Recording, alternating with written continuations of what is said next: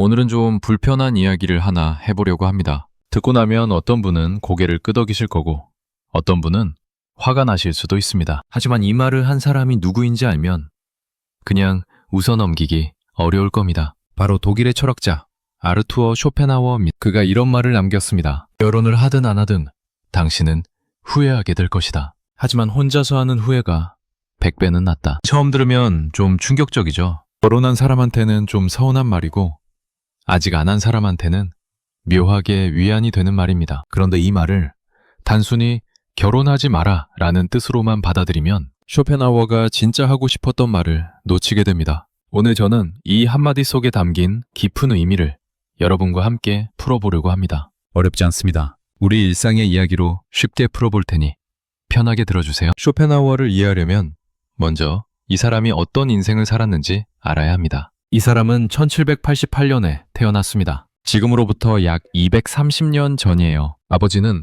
돈이 많은 무역상이었습니다. 어머니는 당시 꽤 유명한 소설가였어요. 그러니까 집안은 좋았습니다. 돈도 있고 교육도 받고 부족할 게 없었어요. 그런데 이 사람의 가정은 행복하지 않았습니다. 아버지와 어머니는 사이가 좋지 않았어요. 서로를 이해하지 못했고 자주 다투었습니다. 쇼펜하워가 17살 때 아버지가 세상을 떠났는데 자살이었다는 이야기가 있습니다. 어머니와의 관계도 좋지 않았습니다. 어머니 요한나 쇼펜하워는 남편이 죽고 나서 오히려 자유를 얻었다고 느꼈어요. 사교 모임을 열고 글을 쓰고 사람들과 어울리며 활기차게 살았습니다. 아들인 쇼펜하워는 이런 어머니를 이해할 수 없었습니다. 아버지가 돌아가셨는데 어떻게 저렇게 즐겁게 살 수 있을까? 어머니는 어머니대로 아들이 너무 우울하고 너무 까다롭다고 생각했습니다. 결국 둘은 크게 다투었고 어머니는 아들에게 이렇게 말했다고 합니다.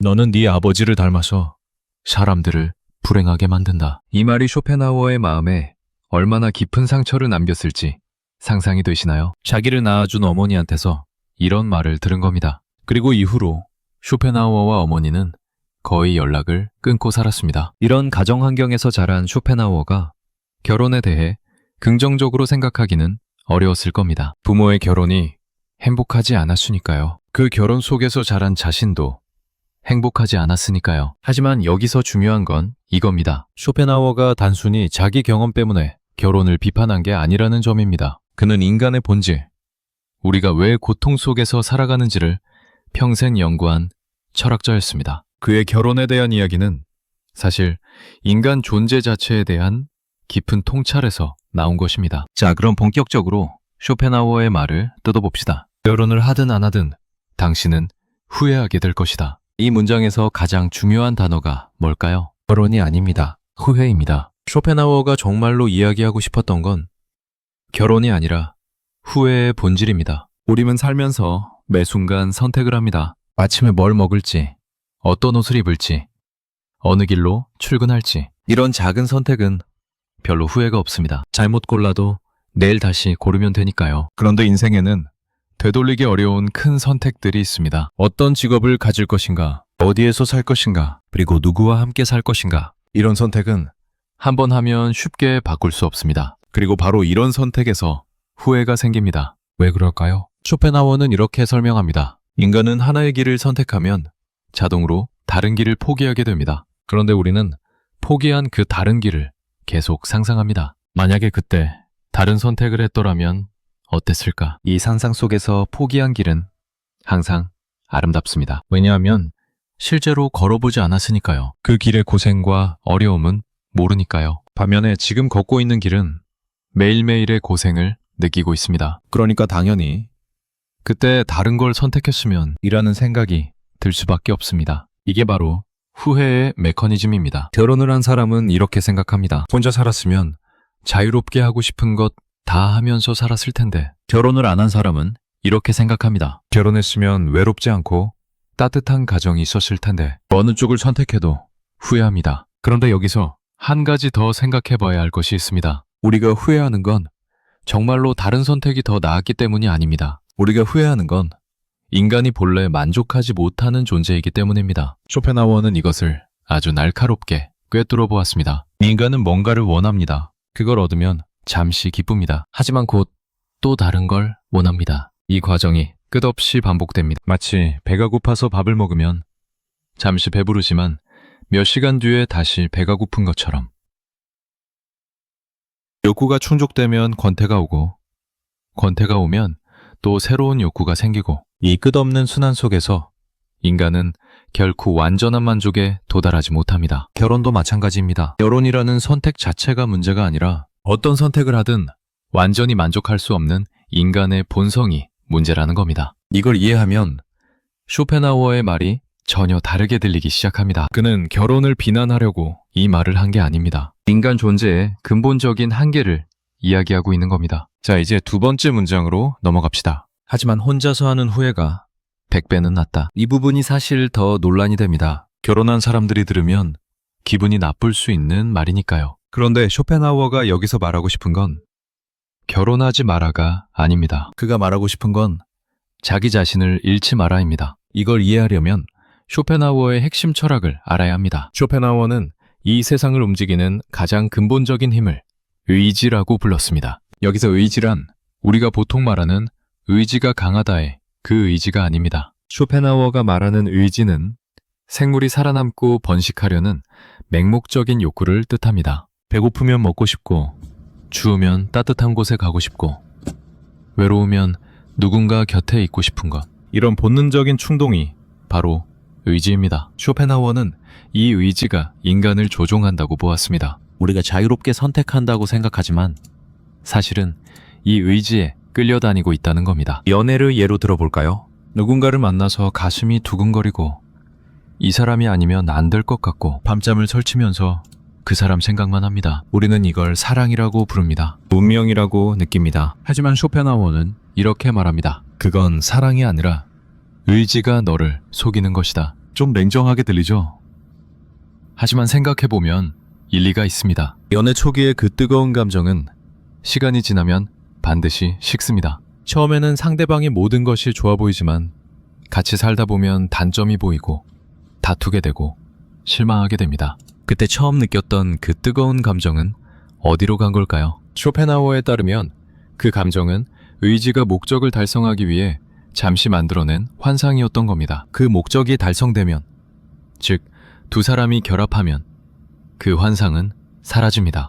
그리고 남는 건 현실입니다. 자, 그러면 쇼펜하우어가 왜 혼자서 하는 후회가 100배는 낫다고 했는지 이해가 되기 시작합니다. 혼자 있을 때 우리는 적어도 자기 자신에게 솔직할 수 있습니다. 후회를 하더라도 그건 온전히 자기 자신의 후회입니다. 다른 사람 때문에 후회하는 게 아니라 자기 선택에 대해 후회하는 것이니까요. 그런데 결혼 안에서의 후회는 복잡합니다. 자기 후회에 상대방의 후회가 더해지고 서로에 대한 원망이 생기고 그 원망이 또 다른 고통을 만들어냅니다. 혼자 있을 때의 외로움은 단순합니다. 하지만 함께 있으면서 느끼는 외로움은 훨씬 더 아프고 복잡합니다. 옆에 사람이 있는데도 외로운 것.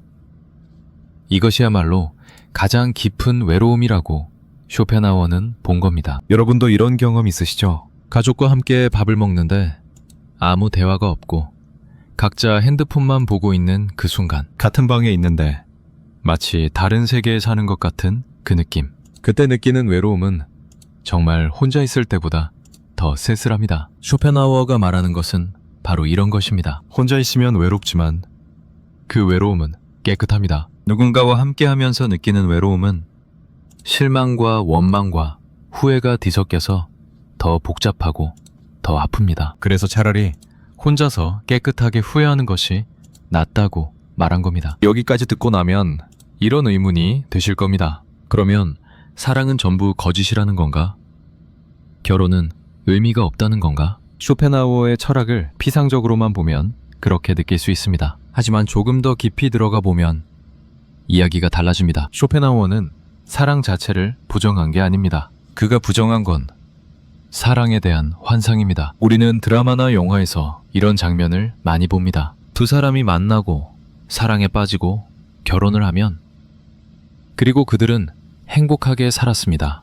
로 끝납니다. 하지만 현실은 거기서 끝나지 않습니다. 결혼은 시작이지 끝이 아닙니다. 결혼 후에 진짜 인생이 시작됩니다. 생활비를 벌어야 하고 아이를 키워야 하고 시댁 친정 관계를 조율해야 하고 서로 다른 습관을 맞춰야 합니다. 이 과정에서 처음에 뜨거운 감정은 서서히 변합니다. 그 변화를 받아들이지 못하면 실망이 되고, 실망이 쌓이면 후회가 됩니다. 쇼펜하우어가 경고한 건 바로 이겁니다. 사랑의 감정을 영원할 것이라고 착각하지 마라. 그 감정은 변한다. 그리고 변하는 것이 정상이다. 문제는 감정이 변하는 것 자체가 아니라 변하지 않을 거라고 기대하는 것입니다. 이 기대가 실망을 만들고 실망이 후회를 만듭니다. 그렇다면 어떻게 해야 할까요? 사실 쇼펜하우어는 해답도 힌트를 남겼습니다. 그는 인간이 의지의 노예에서 벗어날 수 있는 길이 있다고 했습니다. 그것은 바로 관조입니다. 관조란 한 발짝 물러서서 자기 자신을 바라보는 것입니다. 내가 지금 왜 이런 감정을 느끼는지, 왜 이런 욕구에 사로잡혀 있는지를 차분히 살펴보는 것입니다. 이걸 쉽게 말하면 이렇습니다. 아, 나는 지금 외로우니까 누군가가 필요하다고 느끼는 거구나. 아, 나는 지금 지쳐 있으니까 결혼 생활이 힘들게 느껴지는 거구나. 아, 나는 지금 옛날이 그리우니까 후회를 하는 거구나. 이렇게 자기 감정의 원인을 알아차리면 그 감정에 휘둘리지 않을 수 있습니다. 후회는 여전히 옵니다. 하지만 그 후회가 나를 지배하지는 않습니다. 이것이 쇼펜하우어가 진정으로 말하고 싶었던 것입니다. 자, 여기서 잠깐 우리 이야기를 해볼까요? 특히 50대, 60대, 70대이신 분들. 우리 부모님 세대의 결혼을 생각해 봅시다. 그 시절에는 결혼이 선택이 아니었습니다. 당연히 해야 하는 것이었습니다. 24, 25이면 아직 시집 안 갔어? 아직 장가 안 갔어? 라는 말을 들었습니다. 30이 넘으면 큰일 난 것처럼 동네방네 소문이 났습니다. 천을 보고 중매를 서고 몇 번 만나보고 결혼을 결정했습니다. 지금처럼 오래 연애하고 동거해보고 천천히 결정하는 시대가 아니었습니다. 그래서 결혼 후에 이 사람이 이런 사람이었어?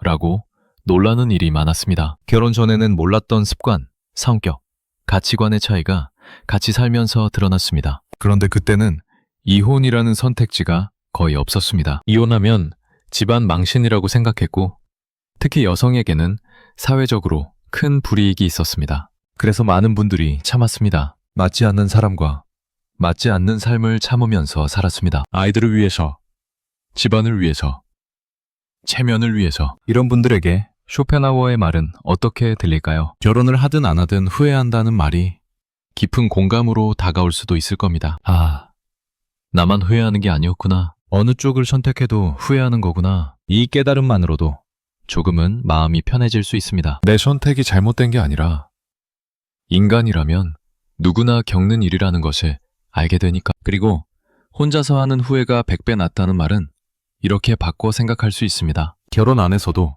자기 자신만의 공간을 가져라. 자기 자신을 완전히 잃어버리지 마라. 상대방에게 모든 것을 기대하지 마라. 자기 자신의 행복은 자기가 책임져라. 이것은 결혼을 부정하는 말이 아닙니다. 오히려 더 건강한 결혼을 위한 조언이기도 합니다. 쇼펜하우어가 살았던 19세기와 지금은 많이 다릅니다. 그때는 여성이 경제적으로 독립하기 어려웠고 결혼이 거의 유일한 생존 전략이었습니다. 남성도 마찬가지였습니다. 집안을 이어야 하고 사회적 체면을 유지해야 하니 결혼은 의무였습니다. 하지만 지금은 다릅니다. 결혼하지 않아도 살 수 있습니다. 혼자서도 충분히 먹고 살 수 있고 혼자서도 행복할 수 있습니다. 실제로 최근 통계를 보면 혼인율은 계속 떨어지고 있습니다. 젊은 세대들은 굳이 결혼해야 하나? 라고 질문합니다. 이런 현상을 보면 쇼펜하우어의 말이 시대를 앞서간 것 같기도 합니다. 그런데 여기서 한 가지 생각해 볼 것이 있습니다. 결혼을 안 하는 사람들이 정말로 더 행복할까요? 통계를 보면 꼭 그렇지만은 않습니다. 혼자 사는 노인들의 고독사가 사회 문제가 되고 있고 1인 가구의 우울증 비율이 높다는 연구도 있습니다. 결혼을 안 해서 자유롭긴 하지만 그 자유가 때로는 외로움이 되고 그 외로움이 때로는 공허함이 됩니다. 결국 쇼펜하우어의 말대로입니다. 결혼을 해도 후회하고 안 해도 후회합니다. 이 말은 200년 전에도 맞았고 지금도 맞습니다. 달라진 건 결혼의 형태이지 후회의 본질은 달라지지 않았습니다. 그렇다면 우리는 어떻게 해야 할까요? 후회를 피할 수 없다면 후회와 어떻게 함께 살아가느냐가 중요합니다. 이것이 쇼펜하우어 철학의 핵심이고 우리가 이 명언에서 진짜로 배워야 할 교훈입니다. 후회를 없앨 수는 없습니다. 이것을 먼저 인정해야 합니다. 나는 후회 없이 살겠다고 결심하는 것. 사실 이것부터가 비현실적입니다. 살아있는 한 후회는 계속됩니다. 어제 한 말이 후회되고, 작년에 한 선택이 후회되고, 젊을 때 하지 못한 일이 후회됩니다. 쇼펜하우어는 이걸 아주 잘 알고 있었습니다. 그래서 그는 후회를 없애라고 말하지 않았습니다. 대신 후회를 바라보는 방법을 바꾸라고 했습니다. 여기서 쇼펜하우어가 제안한 방법은 크게 세 가지입니다. 첫째, 예술을 통한 해방입니다. 쇼펜하우어는 예술, 특히 음악을 사랑했습니다. 그는 음악을 들을 때 인간이 잠시나마 의지의 속박에서 벗어날 수 있다고 했습니다. 아름다운 음악을 들을 때 우리는 잠시 모든 걱정과 욕구를 잊습니다. 그 순간만큼은 후회도, 불안도, 욕망도 사라지고 순수한 아름다움만 남습니다. 여러분도 이런 경험 있으시죠? 좋아하는 노래를 듣거나 아름다운 풍경을 볼 때 잠시 모든 걸 잊는 그 순간. 쇼펜하우어는 이런 순간이 인간이 경험할 수 있는 가장 순수한 기쁨이라고 했습니다. 둘째, 동정심입니다. 다른 사람의 고통을 이해하는 마음이에요. 쇼펜하우어는 윤리의 기초를 동정심에서 찾았습니다. 다른 사람도 나와 같이 고통 속에서 살아가고 있다는 것을 아는 것. 이 알미 자기 자신의 고통을 상대화해 줍니다. 나만 힘든 게 아니구나. 옆에 있는 저 사람도 힘든 거구나. 이 깨달음은 후회의 무게를 줄여줍니다. 왜냐하면 후회를 함께 나눌 수 있으니까요. 꼭 말로 나누지 않아도 됩니다. 저 사람도 나처럼 후회하면서 살고 있겠구나 라고 생각하는 것만으로도 마음이 한결 가벼워집니다. 셋째, 욕구를 줄이는 것입니다. 쇼펜하우어가 말하는 금욕은 산속에 들어가서 아무것도 먹지 말라는 뜻이 아닙니다. 우리가 후회하는 이유 중 하나는 너무 많은 것을 원하기 때문입니다. 좋은 집, 좋은 차, 좋은 배우자, 좋은 자식, 좋은 건강, 좋은 인간관계, 모든 것을 다 가지려고 하니까 하나라도 빠지면 후회가 됩니다. 하지만 원하는 것을 줄이면 어떻게 될까요? 후회할 거리도 줄어듭니다. 이것은 동양 철학, 특히 불교와 아주 비슷합니다. 실제로 쇼펜하우어는 서양 철학자 중에서 동양 철학의 영향을 가장 많이 받은 사람 중 하나입니다. 그는 인도의 우파니샤드와 불교 경전을 깊이 읽었고 거기서 큰 영감을 받았습니다. 불교에서 말하는 집착을 내려놓으라는 가르침과 쇼펜하우어의 의지를 부정하라는 가르침은 매우 비슷합니다. 자, 여기서 결혼하신 분들에게 한마디 드리고 싶습니다. 쇼펜하우어의 말을 듣고 역시 결혼은 실패였나?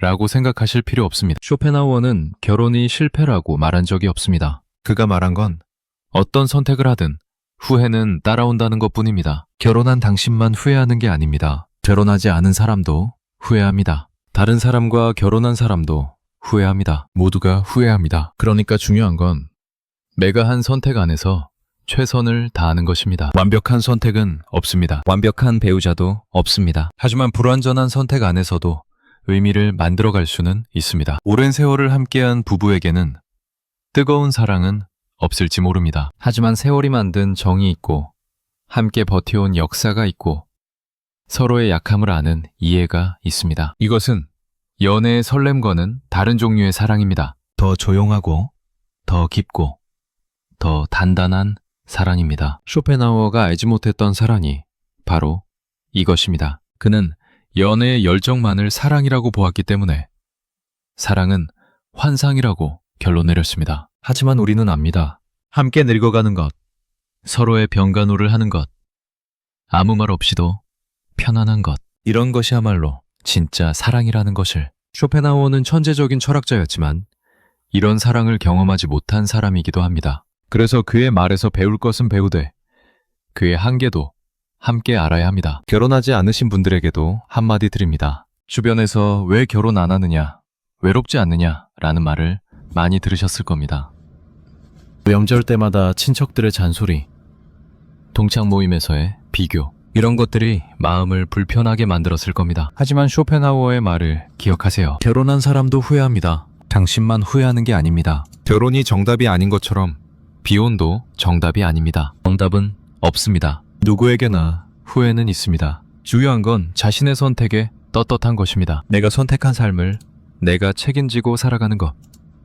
이것이 가장 중요합니다. 혼자 사는 것에도 장점이 있고 단점이 있습니다. 결혼도 마찬가지입니다. 어느 쪽이 더 낫다고 말할 수 없습니다. 다만 자신이 선택한 길에서 의미를 찾으려는 노력. 그것이 후회를 줄이는 유일한 방법입니다. 쇼펜하우어는 고독을 두려워하지 않았습니다. 오히려 고독을 사랑했습니다. 그는 이런 말도 남겼습니다. 고독을 사랑하지 않는 자는 자유도 사랑하지 않는 것이다. 이 말은 참 깊습니다. 우리는 보통 고독을 부정적으로 생각합니다. 외로운 것, 쓸쓸한 것, 버림받은 것. 하지만 쇼펜하우어는 고독을 전혀 다르게 봤습니다. 고독은 자기 자신과 마주하는 시간입니다. 다른 사람의 기배와 시선에서 벗어나 오롯이 자기 자신으로 존재하는 시간입니다. 이 시간이 있어야 진짜 자기 자신이 누구인지 알 수 있습니다. 바쁜 일상 속에서 우리는 자기 자신을 잊고 살아갑니다. 회사에서는 직원으로, 집에서는 부모로, 배우자로, 자식으로. 이런 역할 속에서 나라는 존재는 점점 흐릿해집니다. 고독의 시간은 그 흐릿해진 나를 다시 선명하게 만들어줍니다. 나는 무엇을 좋아하는가? 나는 무엇을 두려워하는가? 나는 어떤 사람이 되고 싶은가? 이런 질문을 스스로에게 던지려면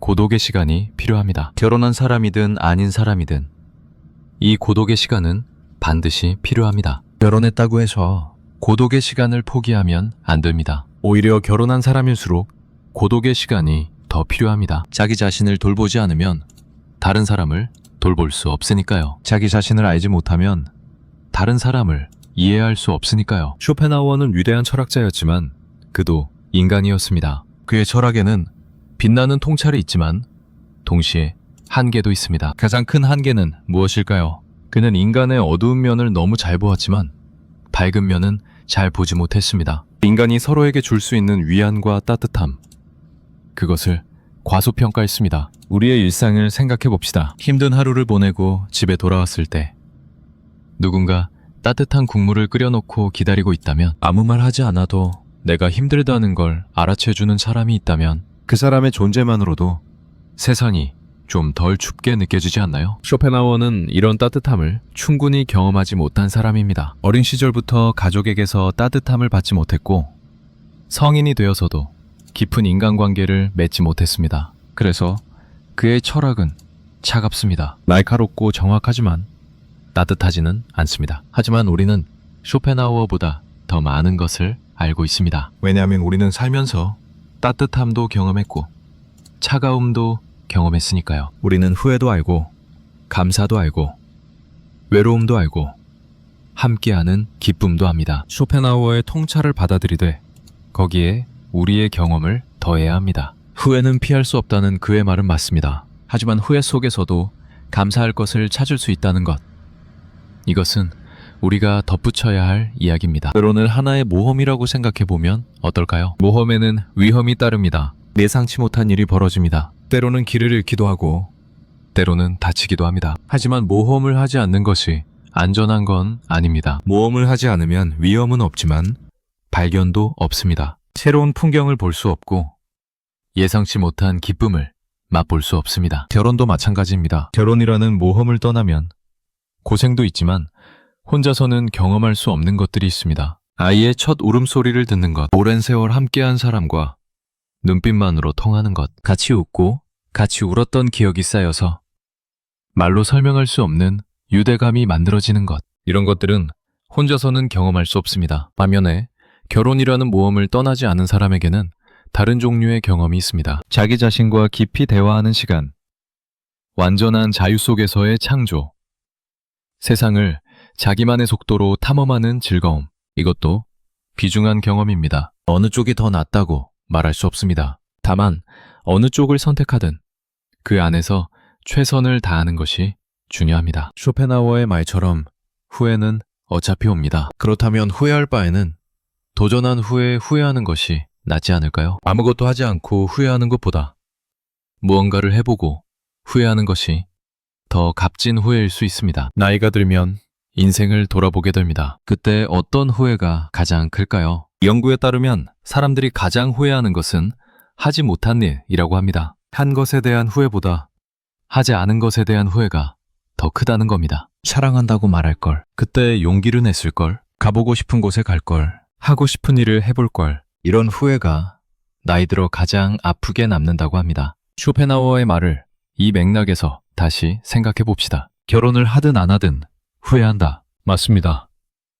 어떤 선택을 해도 후회합니다. 그런데 후회의 종류가 다릅니다. 해본 후의 후회는 적어도 경험이라는 자산을 남깁니다. 하지 않은 후의 후회는 영원한 미지수만 남깁니다. 만약에 했더라면 이라는 끝나지 않는 상상. 이 상상은 시간이 갈수록 아름다워지고 현실은 그 상상 앞에서 초라해집니다. 그래서 저는 이렇게 생각합니다. 후회할 거라면 해보고 후회하자. 완벽한 선택은 없으니 불완전하더라도 용기 내서 선택하고 그 선택에 최선을 다하자. 그것이 나중에 돌아보았을 때 조금이라도 덜 아픈 후회를 만드는 방법입니다. 제가 아는 한 할머니, 할아버지 이야기를 해드릴게요. 이 두 분은 23살, 25살에 중매로 만나서 결혼했습니다. 연애 같은 건 없었어요. 서로 2번 만나보고 결혼을 결정했습니다. 할머니는 나중에 이렇게 말씀하셨습니다. 처음 만났을 때 이 사람이 좋은지 싫은지도 몰랐어.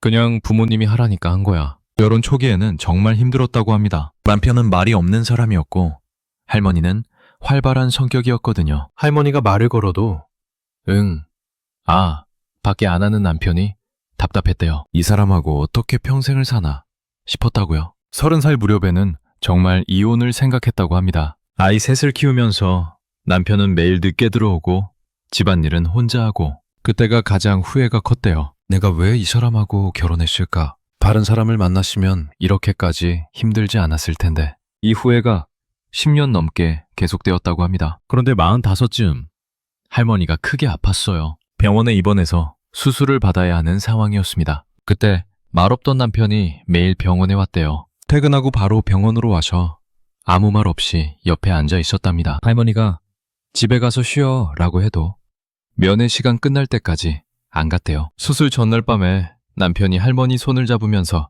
이렇게 말했답니다. 당신 없으면 나 어떡하라고. 평생 이런 말 한 번 안 하던 사람이었는데 할머니가 그 말을 듣고 펑펑 울었다고 합니다. 20년 넘게 이 사람은 나를 사랑하나 의심했는데 그 한마디에 다 녹았대요. 할머니는 이렇게 말씀하셨습니다. 그때 알았어. 이 사람은 말로 안 하는 거지.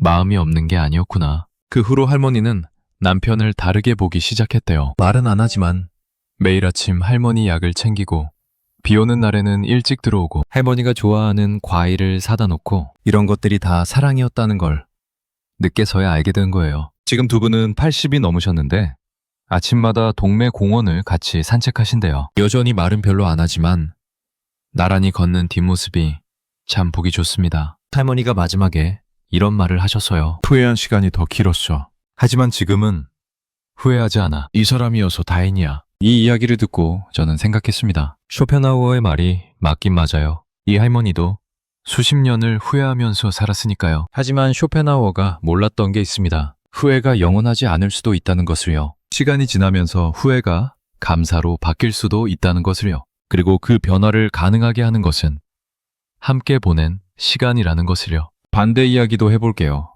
역시 제가 아는 분인데 평생 결혼을 하지 않으신 분입니다. 이분은 젊었을 때 아주 능력 있는 사람이었습니다. 회사에서 인정받고 돈도 잘 벌고 외모도 준수했어요. 주변에서 왜 결혼 안 하냐고 많이 물었는데 항상 이렇게 대답했대요. 자유가 좋아서. 30 중반까지는 정말 좋았다고 합니다. 하고 싶은 거 다 하고 가고 싶은 데 다 가고 돈을 자기 마음대로 쓸 수 있으니까요. 친구들이 아이 키우느라 힘들어하는 걸 보면 역시 결혼 안 하길 잘했어 라고 생각했대요. 40이 되었을 때도 나쁘지 않았답니다. 경제적으로 여유가 있고 취미도 다양하고 해외여행도 자주 다녔으니까요. 그런데 50살이 넘으면서부터 분위기가 달라졌대요. 친구들이 하나둘 연락이 뜸해지기 시작했습니다. 다들 가정이 있으니 주말에 가족과 시간을 보내느라 바빠진 거예요. 모임에 나가도 대화 주제가 자녀 교육, 아파트, 가족 여행이니 끼기가 어려웠대요. 60이 되니까 진짜 외로워지기 시작했다고 합니다. 퇴직을 하고 나니 매일 혼자 있는 시간이 너무 길었대요. 아침에 눈을 떠도 오늘 할 일이 없고 저녁에 밥을 혼자 먹고 TV를 보다가 잠이 듭니다. 명절에는 더 힘들었대요. 다른 집은 온 가족이 모여서 북적거리는데 자기 집은 조용합니다. 텀제네 집에 가면 조카들이 반겨주긴 하지만 어딘가 손님 같은 느낌이 들었대요. 이분이 어느 날 이런 말을 하셨습니다. 젊을 때는 자유가 좋았는데 나이 드니까 그 자유가 외로움이 되더라. 결혼한 친구들 보면 불만은 많지만 적어도 곁에 사람이 있잖아. 나는 그것마저 없으니까. 이분도 후회를 하고 있었습니다. 쇼펜하우어의 말대로입니다. 결혼을 하든 안 하든 후회는 따라옵니다. 다만 후회의 내용이 다를 뿐입니다. 결혼한 사람은 자유를 잃은 것을 후회하고 결혼하지 않은 사람은 함께함을 잃은 것을 후회합니다. 어느 쪽의 후회가 더 클까요? 그건 사람마다 다릅니다. 비교할 수 없습니다. 중요한 건 후회의 크기가 아니라 후회를 어떻게 다루느냐입니다. 이분은 지금 65인데 봉사활동을 시작했대요. 독거노인을 돌보는 봉사를 하면서 자기보다 더 외로운 사람들을 만났답니다. 그리고 그 사람들에게 도움을 주면서 자기도 외로움이 줄었다고 합니다. 후회를 행동으로 바꾼 거예요. 결혼하지 않은 것이 후회된다면 지금이라도 사람들과 연결되자, 이런 선택을 한 겁니다. 이것이 바로 후회를 나침반으로 쓰는 방법입니다. 재미있는 이야기 하나 더 할게요. 쇼펜하우어는 사람과의 관계는 어려워했지만 개를 아주 사랑했습니다. 그는 평생 푸드를 키웠는데 자기 개에게 아트마라는 이름을 붙였어요. 아트마는 인도 철학에서 세계의 영혼이라는 뜻입니다. 개한테 이런 거창한 이름을 붙이다니 얼마나 사랑했는지 알 수 있죠. 쇼펜하우어는 매일 오후여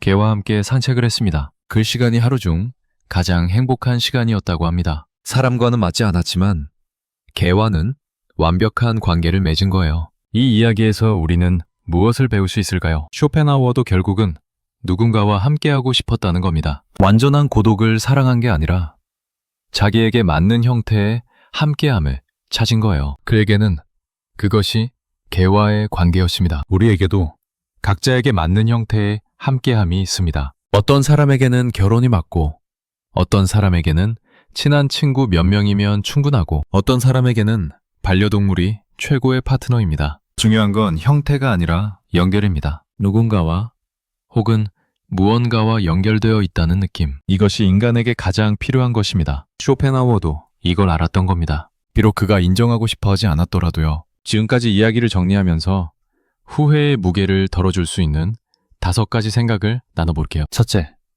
모든 사람이 후회합니다. 나만 후회하는 게 아닙니다. 옆집 사람도, 회사 동료도, TV에 나오는 성공한 사람도 모두 후회합니다. 쇼펜하우어처럼 위대한 철학자도 후회했습니다. 후회는 인간이라면 피할 수 없는 것입니다. 이것을 아는 것만으로도 마음이 좀 편해집니다. 둘째, 후회는 판단이 아니라 감정입니다. 후회가 된다고 해서 내 선택이 틀렸다는 뜻이 아닙니다. 후회는 그냥 감정입니다. 비가 오면 우산을 쓰듯이 후회가 오면 그냥 느끼면 됩니다. 그 감정이 영원히 계속되지는 않습니다. 비가 그치듯이 후회도 언젠가 옅어집니다. 셋째, 후회의 반대편에는 감사가 있습니다. 후회가 있다는 건 그만큼 소중한 것이 있었다는 뜻입니다. 결혼을 후회한다는 건 자유가 소중하다는 뜻이고 결혼을 안 한 것을 후회한다는 건 함께함이 소중하다는 뜻입니다. 소중한 것을 알고 있다는 것 자체가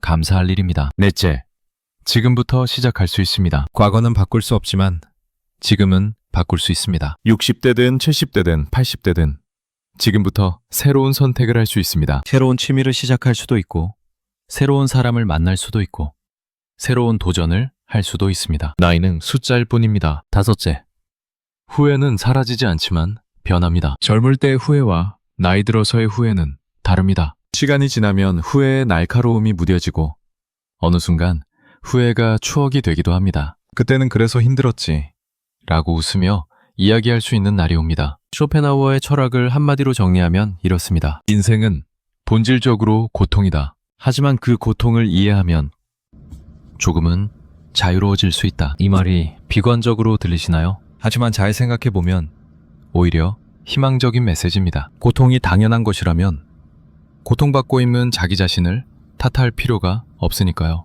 나는 왜 이렇게 힘들까? 나는 왜 이렇게 후회가 많을까? 나는 왜 행복하지 못할까? 이런 자책을 멈출 수 있습니다. 왜냐하면 그건 당신만의 문제가 아니라 모든 인간의 조건이니까요. 쇼펜하우어는 이 사실을 깨닫는 것 자체가 일종의 해방이라고 했습니다. 고통의 원인을 모를 때는 고통이 더 크게 느껴집니다. 하지만 고통의 원인을 알면 고통은 여전하지만 두려움은 줄어듭니다. 병원에 갔을 때를 생각해 보세요. 어디가 아픈지 모를 때가 가장 무섭습니다. 하지만 의사가 이런 이유로 아픈 겁니다. 라고 설명해 주면 아프긴 아프지만 마음은 좀 편해지지 않나요? 쇼펜하우어의 철학도 마찬가지입니다. 당신이 후회하는 이유는 이것 때문입니다. 이 설명만으로도 우리는 조금 더 자유로워집니다. 여기서 잠깐 동양 철학 이야기를 좀 더 해볼게요. 아까 쇼펜하우어가 불교의 영향을 받았다고 말씀드렸는데 이 부분이 참 흥미롭습니다. 부처님은 이렇게 가르치셨습니다. 집착이 고통의 원인이다. 쇼펜하우어는 이렇게 말했습니다. 의지가 고통의 원인이다. 표현은 다르지만 본질은 같습니다. 우리가 무언가에 매달리기 때문에 고통이 생긴다는 것. 결혼에 대한 후회도 결국은 집착에서 옵니다. 완벽한 결혼 생활에 대한 집착, 행복한 가정에 대한 집착, 이상적인 배우자에 대한 집착. 이런 집착이 현실과 부딪힐 때 후회가 생기는 겁니다. 부처님은 이 집착을 내려놓으라고 가르치셨습니다. 쇼펜하우어도 비슷한 말을 했습니다. 내려놓는다는 것이 무엇일까요? 포기하는 것과는 다릅니다. 내려놓는다는 것은 이것이 아니면 안 된다는 생각을 버리는 것입니다. 결혼이 완벽해야 한다는 생각을 내려놓는 것. 배우자가 내 기대에 100% 부응해야 한다는 생각을 내려놓는 것. 내 인생이 후회 없이 완벽해야 한다는 생각을 내려놓는 것. 이것을 내려놓으면 놀라운 일이 일어납니다. 있는 그대로의 현실이 보이기 시작합니다. 완벽하지 않지만 나름대로 괜찮은 현실이, 이상적이지 않지만 나름대로 따뜻한 관계가, 후회가 없지는 않지만 나름대로 의미 있는 인생이, 이것이 보이기 시작하면 후회의 무게가 가벼워집니다. 불교에서는 이것을 깨달음이라고 합니다. 쇼펜하우어는 이것을 관조라고 불렀습니다. 이름은 다르지만 같은 상태를 가리킵니다. 있는 그대로를 바라보는 것, 판단하지 않고 받아들이는 것. 이것이 후회에서 벗어나는 가장 깊은 방법입니다. 실제로 우리 할머니, 할아버지 세대 중에 이런 경지에 이르신 분들이 있습니다. 사는 게 다 그런 거지. 이 한마디에 담긴 지혜가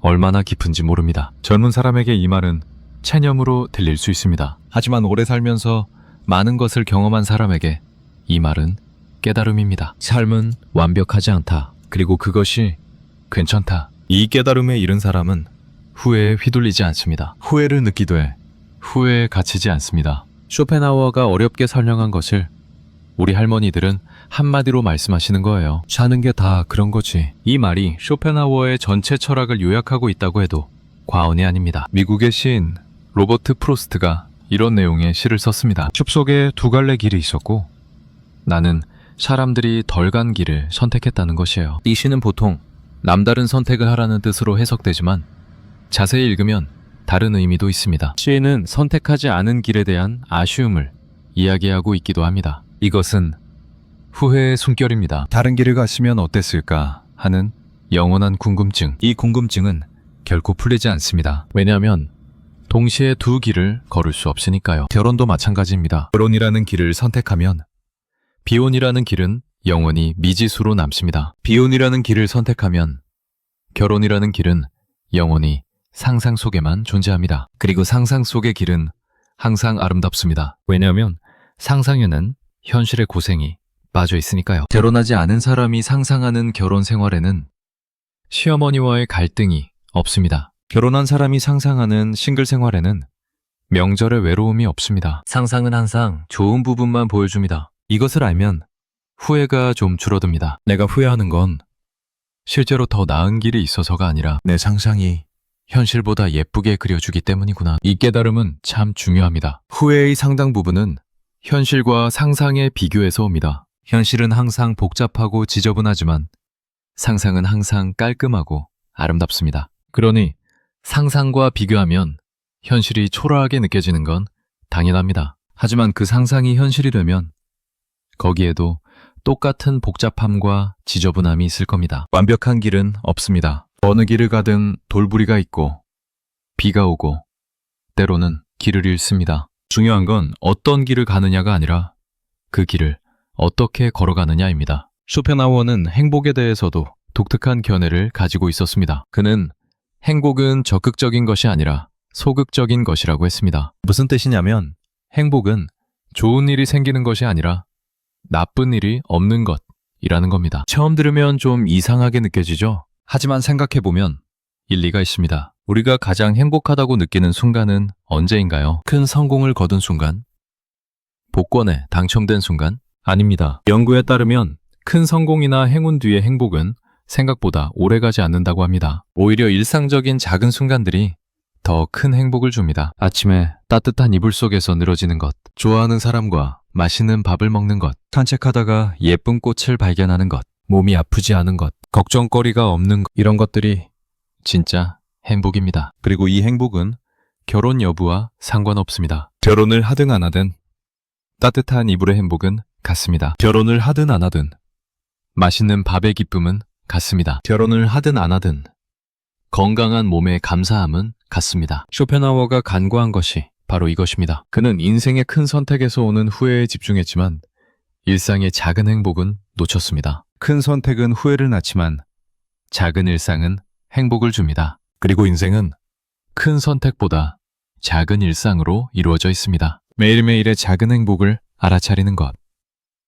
이것이 후회의 독을 중화시키는 가장 좋은 해독제입니다. 오늘 아침 밥이 맛있었다면 그것으로 충분합니다. 오늘 하늘이 맑았다면 그것으로 감사합니다. 오늘 몸이 아프지 않았다면 그것이 행복입니다. 이런 작은 것들에 눈을 돌리면 결혼이든 비혼이든 그 안에서 행복을 찾을 수 있습니다. 후회가 큰 그림이라면 행복은 작은 점들입니다. 큰 그림은 바꿀 수 없어도 작은 점들은 매일 찍을 수 있습니다. 그 점들이 모여서 결국에는 아름다운 그림이 됩니다. 쇼펜하우어의 명언으로 시작한 이야기를 마무리하면서 저는 여러분께 한 가지 제안을 드리고 싶습니다. 지금 이 순간에 집중해 보세요. 후회는 항상 과거를 향합니다. 그때 그렇게 했으면, 그때 다른 사람을 만났으면, 그때 다른 선택을 했으면, 후회는 우리를 끊임없이 과거로 끌고 갑니다. 하지만 과거는 바꿀 수 없습니다. 아무리 후회해도 시간은 되돌아가지 않습니다. 우리가 바꿀 수 있는 건 오직 지금, 이 순간뿐입니다. 지금 옆에 있는 사람에게 한마디 따뜻한 말을 건네는 것, 지금 하고 있는 일에 조금 더 정성을 쏟는 것, 지금 느끼는 감정을 솔직하게 표현하는 것, 이런 작은 것들이 미래의 후회를 줄여줍니다. 결혼을 하셨든 안 하셨든 지금 이 순간을 최선으로 살아가시면 됩니다. 과거의 선택을 후회하는데 에너지를 쓰지 마시고 지금의 선택을 더 좋게 만드는데 에너지를 쓰세요. 그것이 쇼펜하우어의 명언에서 우리가 얻을 수 있는 가장 실용적인 지혜입니다. 마지막으로 쇼펜하우어를 넘어서는 이야기를 하나 해보겠습니다. 쇼펜하우어는 세상을 고통으로 보았습니다. 인간은 의지의 노예이고 모든 선택은 후회를 낳고 삶은 근본적으로 고통이라고 했습니다. 이 관점은 분명 하나의 진실을 담고 있습니다. 하지만 전부는 아닙니다. 쇼펜하우어 이후에 나온 철학자들, 특히 니체는 쇼펜하우어와 다른 길을 제시했습니다. 니체는 인생이 고통이라면 그 고통을 사랑하라고 했습니다. 쇼펜하우어가 고통에서 벗어나려 했다면 니체는 고통을 껴안으라고 했습니다. 이 두 관점 중 어떤 것이 맞을까요? 저는 두 가지 다 맞다고 생각합니다. 삶이 고통이라는 것을 인정하는 것. 이것은 쇼펜하우어에게서 배울 수 있습니다. 그 고통 속에서도 의미를 찾는 것. 이것은 니체에게서 배울 수 있습니다. 결혼에 대해서도 마찬가지입니다. 결혼이든 비혼이든 후회는 따라옵니다. 이것은 쇼펜하우어의 말대로입니다. 하지만 그 후회 속에서 성장하고 배우고 더 나은 사람이 될 수 있습니다. 이것은 우리가 덧붙여야 할 이야기입니다. 후회는 인생의 실패가 아닙니다. 후회는 인생의 교사입니다. 후회가 있기에 우리는 반성하고 반성이 있기에 성장합니다. 후회 없는 인생이 좋은 인생이 아닙니다. 후회를 통해 더 깊어진 인생. 그것이 진정으로 가치 있는 인생입니다. 여러분, 오늘 이야기를 하면서 가장 드리고 싶은 말씀은 이것입니다. 당신의 선택은 틀리지 않았습니다. 결혼을 하셨다면 그 선택은 틀리지 않았습니다. 결혼을 하지 않으셨다면 그것도 틀리지 않았습니다. 이혼을 하셨다면 그 역시 틀리지 않았습니다. 재혼을 하셨다면 그것도 마찬가지입니다. 모든 선택에는 후회가 따라옵니다. 하지만 그 후회는 당신의 선택이 잘못되었다는 증거가 아닙니다. 그것은 당신이 진지하게 삶을 살았다는 증거입니다. 아무 생각 없이 사는 사람은 후회도 하지 않습니다. 진지하게, 치열하게, 정성을 다해 살았기 때문에 후회가 남는 겁니다. 그러니 후회 자체를 후회하지 마세요. 후회가 많다는 건 그만큼 열심히 살았다는 뜻입니다. 쇼펜하우어는 이렇게 말했습니다. 결혼을 하든 안 하든 당신은 후회하게 될 것이다. 맞습니다. 하지만 저는 이렇게 덧붙이고 싶습니다. 후회하더라도 괜찮습니다. 그 후회 속에서 당신은 더 깊은 사람이 됩니다. 사실 우리가 진짜로 두려워해야 할 것은 후회가 아닙니다. 진짜 두려운 것은 무감각입니다. 아무것도 느끼지 못하는 것. 후회도, 기쁨도, 슬픔도 없는 것. 그것이 가장 무서운 상태입니다. 후회가 있다는 건 당신이 아직 살아있다는 뜻입니다. 무언가를 느끼고, 무언가를 원하고, 무언가를 아쉬워할 수 있다는 뜻입니다. 이런 감정이 있다는 것 자체가 축복입니다. 나이가 들면 감정이 무뎌질 수 있습니다. 기쁨도 옅어지고, 슬픔도 옅어지고, 모든 것이 무덤덤해질 수 있습니다. 이때 후회는 오히려 우리를 깨워주는 알람 같은 것입니다. 나는 아직 살아있다. 아직 느낄 수 있다. 아직 변할 수 있다. 후회가 이 메시지를 전해줍니다. 그러니 후회를 적으로 만들지 마세요. 후회를 친구로 만드세요. 아, 나는 이걸 후회하는구나. 그렇다면 앞으로는 다르게 하면 되지. 이렇게 생각하면 후회는 인생의 나침반이 됩니다. 어디로 가야 할지 알려주는 나침반, 무엇을 해야 할지 알려주는 나침반. 쇼펜하우어는 후회가 피할 수 없다고 말했습니다. 저는 거기에 하나를 더합니다. 후회는 피할 수 없지만 후회를 활용할 수는 있습니다. 어려운 이야기를 많이 했으니 쉬운 이야기로 하나 해볼게요. 아까 쇼펜하우어의 말을 우리 일상에 비유해 봅시다. 밥을 뭘 먹을지 고민하는 상황을 생각해 봅시다. 짜장면을 시킬까? 짬뽕을 시킬까? 짜장면을 시키면 짬뽕이 먹고 싶고, 짬뽕을 시키면 짜장면이 먹고 싶고, 그래서 탕수육도 시키고 군만두도 시킵니다. 그런데 배가 너무 불러서 왜 이렇게 많이 시켰을까 하고 후회합니다. 안 시키면 안 시킨 대로 후회하고, 시키면 시킨 대로 후회합니다. 참 웃기지만 이게 인생의 축소판입니다. 결혼도 마찬가지입니다. 짜장면이 짬뽕보다 낫다고 말할 수 없는 것처럼 결혼이 비혼보다 낫다고 말할 수 없습니다. 둘 다 맛있고 둘 다 나름의 아쉬움이 있습니다. 중요한 건 지금 내 앞에 놓인 음식을 맛있게 먹는 것입니다. 짜장면을 시켰으면 짬뽕 생각하지 말고 짜장면을 맛있게 먹는 겁니다. 그게 후회를 줄이는 가장 간단한 방법입니다. 쇼펜하우어 선생님께 편지를 한 통 보내면서 마무리하겠습니다. 쇼펜하우어 선생님, 선생님이 남기신 말씀 오늘 많은 분들과 함께 나누었습니다. 결혼을 하든 안 하든 후회한다는 말씀 깊이 공감합니다. 선생님 말씀대로 인간은 어떤 선택을 해도 후회하는 존재입니다. 하지만 선생님, 하나만 여쭤봐도 될까요? 선생님은 평생 혼자 사셨는데 정말로 후회가 없으셨나요? 혹시 가끔은 따뜻한 가정이 그리우셨던 적은 없으셨나요? 겨울밤에 혼자 연구실에 앉아 있을 때 누군가 따뜻한 차 한 잔을 건네주었으면 하고 바라셨던 적은요? 선생님은 혼자서 하는 후회가 100배 낫다고 하셨지만 저는 조금 다르게 생각합니다. 혼자서 하는 후회가 깨끗할 수는 있지만 함께하는 후회에는 나눔이 있습니다. 후회를 나눌 수 있다는 것, 그것도 하나의 축복이 아닐까요? 나도 그때 후회했어 라고 말해주는 사람이 있다는 것, 나도 같은 생각이었어 라고 공감해주는 사람이 있다는 것, 이것이 결혼의 진짜 의미가 아닐까 생각합니다. 완벽한 행복을 주는 것이 아니라 불완전한 인생을 함께 걸어가는 것, 후회마저도 함께 나누는 것. 선생님의 통찰은 소중합니다. 인간의 본질을 꿰뚫어 본 선생님의 눈은 경이롭습니다. 하지만 선생님이 놓치신 것도 있다고 조심스럽게 말씀드리고 싶습니다. 인간은 고통의 존재이기도 하지만 동시에 따뜻함의 존재이기도 합니다.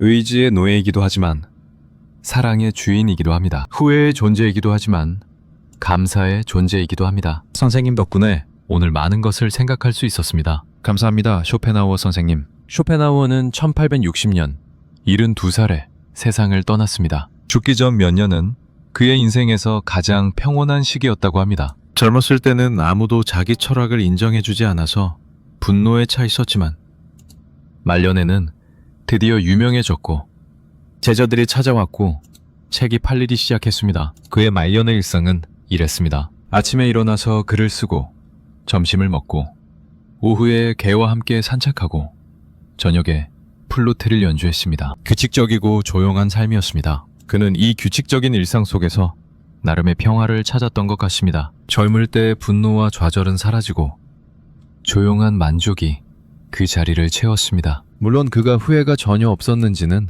알 수 없습니다. 하지만 적어도 말년의 그는 자기 인생을 받아들인 것 같습니다. 있는 그대로의 자기 인생을. 이것이 어쩌면 쇼펜하우어가 마지막에 도달한 경지였을지도 모릅니다. 후회를 없앤 것이 아니라 후회와 함께 평화롭게 사는 법을 찾은 것. 우리도 그렇게 될 수 있습니다. 지금은 후회가 무겁게 느껴질 수 있지만 시간이 지나면 가벼워집니다. 후회를 안고 살되 후회에 짓눌리지 않는 것. 이것이 쇼펜하우어가 몸소 보여준 삶의 방식이기도 합니다. 여러분, 오늘 긴 이야기 들어주셔서 감사합니다. 쇼펜하우어의 한마디에서 시작해서 결혼과 후회, 고독과 사랑, 그리고 삶의 의미까지 이야기를 나누었습니다. 오늘의 이야기를 한 줄로 정리하면 이렇습니다. 후회는 피할 수 없다. 하지만 후회 속에서도 의미를 찾을 수 있다. 결혼을 하셨든 안 하셨든 지금 이 순간을 소중히 사세요. 후회가 오더라도 괜찮습니다. 그 후회가